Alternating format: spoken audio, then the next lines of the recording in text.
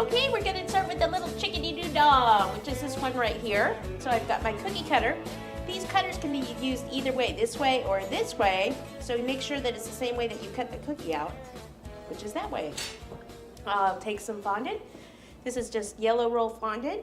You can either buy it colored or you can color it yourself. You can buy white and then color it with gel colors. I usually use the AmeriColor gel colors.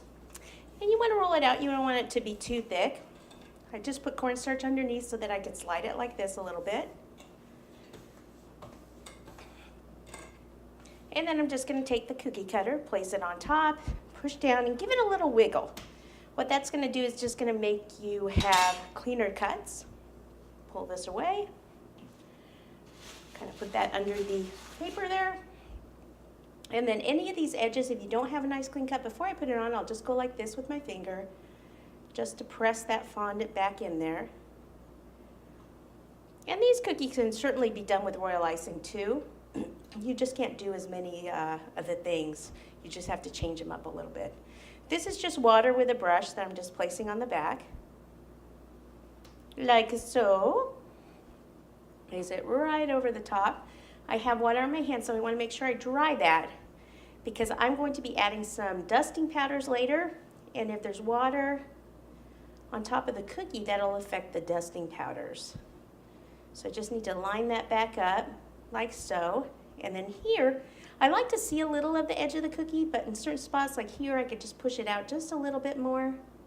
And that's not sticking, that means I don't have any water there.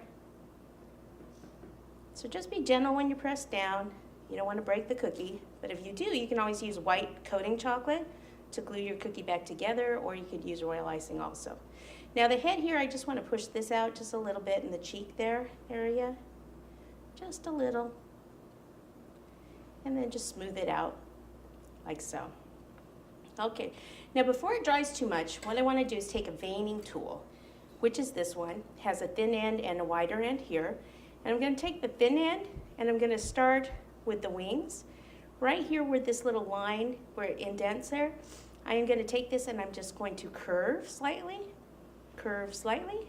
and then make some random little lines, like that. Then I'll come back this side, curve, some random little lines for the feathers. And then on top here, I'll do a few little lines and I'm going to add some extra pieces there for extra hair on the top of the head. And then I want to mark where the cheeks are going to go. So right here are the cheeks. What I'll do is I'll take this and I'll just curve up to the center point and then curve back down. These are going to be where the cheeks are going to go. Sometimes I do it lightly and then go back over it, although you probably won't end up seeing that line at all, but it gives you a guide. Then for the belly area, I'll start, this is the belly here, so I'll take this line and just continue it up like that. This line here, continue it up like so. Go back over it a little bit more, and there you have it. Okay, so the pieces I want to add with the yellow, a few little pieces up here at the top. I'm going to take a ball of yellow, put my finger over half and roll, take a tiny spot of water, 1, 2, 3 spots, take that, place this down, and then I have this tool. This is a knife and scriber tool, and I'll just push that on, and then you can lift this up a little bit, giving some character.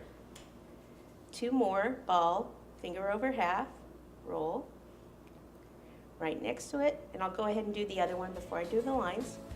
Ball, finger over half. It's just more, it's just a little bit easier if you put all 3 on and then do the lines. It just saves a little time, but either way is fine. Okay, and then just kind of blend these together. After you do that, you push them down, so then just kind of pop them up just a little bit.